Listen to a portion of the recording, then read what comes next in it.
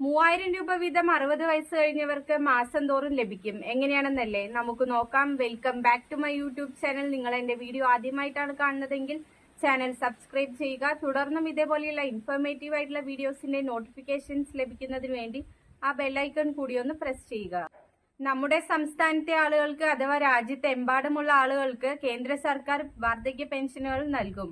പ്രത്യേക സ്കീം വഴിയാണ് ഈ ആനുകൂല്യം നൽകുന്നത്. മാസം തോറും 3000 രൂപ വീതമാണ് ആളുകൾക്ക് ലഭിക്കുന്നത്. പെൻഷൻ വാങ്ങിക്കുന്ന വ്യക്തി മരണപ്പെട്ടു കഴിഞ്ഞാൽ അദ്ദേഹത്തിന്റെ ഭാര്യയ്ക്കോ ഭർത്താവിനോ പ്രതിമാസം 3000 രൂപ വീതം ലഭിക്കുന്നതാണ്. ഇനി ഇവർ രണ്ടുപേരും മരണപ്പെട്ടു കഴിഞ്ഞാൽ ഇവരുടെ നോമിനിക്കായിരിക്കും പ്രതിമാസം 3000 രൂപ വീതം ലഭിക്കുന്നത്. നമ്മുടെ രാജ്യത്തെ ഏറ്റവും വലിയ പെൻഷൻ പദ്ധതിയാണിത്. ഇതിലേക്കുള്ള അപേക്ഷ സമർപ്പിക്കുന്നതിന് ഇപ്പോൾ സാധിക്കുന്നതാണ്. അപേക്ഷിക്കുന്നവർക്ക് ഒരു പ്രത്യേക ID നമ്പർ കൂടി ലഭിക്കുന്നതാണ്. കേന്ദ്ര സർക്കാരിന്റെ പ്രത്യേക അറിയിപ്പ്. പ്രധാനമന്ത്രി കിസാൻ മൻധൻ യോജന എന്ന പെൻഷൻ പദ്ധതിയിലേക്ക് ഇപ്പോൾ രജിസ്ട്രേഷൻ ആരംഭിച്ചിട്ടുണ്ട്. കേന്ദ്ര അംഗീകാരത്തോടുകൂടി പ്രവർത്തിക്കുന്ന കോമൺ സർവീസ് സെന്ററുകൾ വഴി നിങ്ങൾക്ക് അപേക്ഷ സമർപ്പിക്കാവുന്നതാണ്.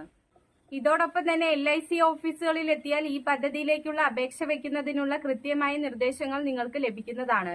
കേന്ദ്ര സർക്കാരിന്റെ ഏറ്റവും വലിയ ജനപ്രിയ പെൻഷൻ പദ്ധതിയിലേക്കുള്ള രജിസ്ട്രേഷനാണ് ഇപ്പോൾ ആരംഭിച്ചിരിക്കുന്നത്.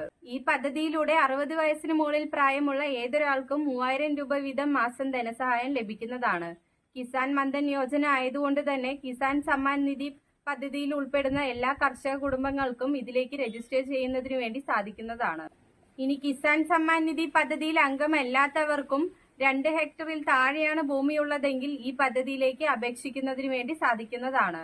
പ്രത്യേകം ശ്രദ്ധിക്കേണ്ട ഒരു കാര്യം, 40 വയസ്സ് വരെ ഉള്ളവർക്ക് മാത്രമേ ഈ പദ്ധതിയിലേക്ക് അപേക്ഷ വെക്കുന്നതിന് വേണ്ടി സാധിക്കുകയുള്ളൂ.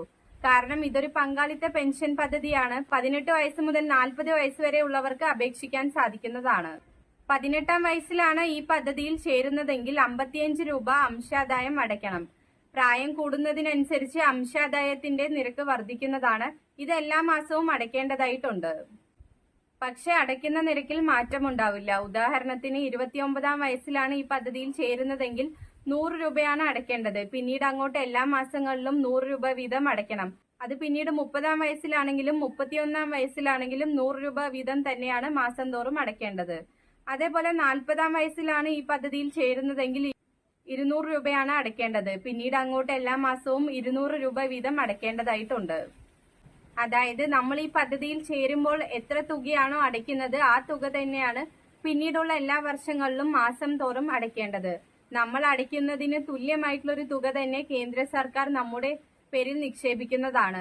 അങ്ങനെയാണ് 60ാം വയസ്സ് മുതൽ നമുക്ക് 3000 രൂപ വീതം മാസം തോറും പെൻഷനായി ലഭിക്കുന്നത്. അപ്പോൾ കേന്ദ്ര സർക്കാരിന്റെ ഏറ്റവും വലിയ ജനക്ഷേമ വാർദ്ധക്യകാല പെൻഷൻ പദ്ധതിയിലേക്കുള്ള അപേക്ഷകൾ ഇപ്പോൾ ആരംഭിച്ചിട്ടുണ്ട്.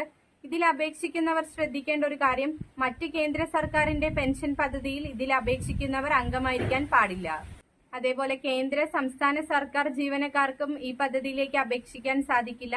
മാത്രമല്ല PF പോലുള്ള മറ്റ് ആനുകൂല്യങ്ങൾ ലഭിക്കുന്നവർക്കും അപേക്ഷിക്കാൻ സാധിക്കുകയില്ല. ഇതിലൊന്നും ഉൾപ്പെടാത്തവർക്ക് മാത്രമേ ഈ പദ്ധതിയിലേക്ക് അപേക്ഷിക്കുന്നതിന് വേണ്ടി സാധിക്കുകയുള്ളൂ. അപേക്ഷിക്കുന്നതിന് ബാങ്ക് അക്കൗണ്ട്, ആധാർ കാർഡ് തുടങ്ങിയവയാണ് ആവശ്യമായിട്ടുള്ള പ്രധാനപ്പെട്ട രേഖകൾ. നോമിനിയുടെ ഡീറ്റെയിൽസ് തെറ്റുകൂടാതെ വളരെ കൃത്യമായി തന്നെ കൊടുക്കാൻ ശ്രദ്ധിക്കുക. നമ്മുടെ രാജ്യത്തുള്ള എല്ലാവർക്കും വളരെ ഉപകാരപ്രദമായിട്ടുള്ള കേന്ദ്ര സർക്കാരിന്റെ ഒരു പെൻഷൻ പദ്ധതിയാണ് ഇത്. ഈ ഇൻഫർമേഷൻ മറ്റുള്ളവരിലേക്കും ഷെയർ ചെയ്യുക. ഇതേപോലെയുള്ള അറിയിപ്പുകൾ ലഭിക്കുന്നതിന് വേണ്ടി ചാനൽ സബ്സ്ക്രൈബ് ചെയ്യുക. മറ്റൊരു വീഡിയോയുമായി വീണ്ടും കാണാം. നന്ദി, നമസ്കാരം.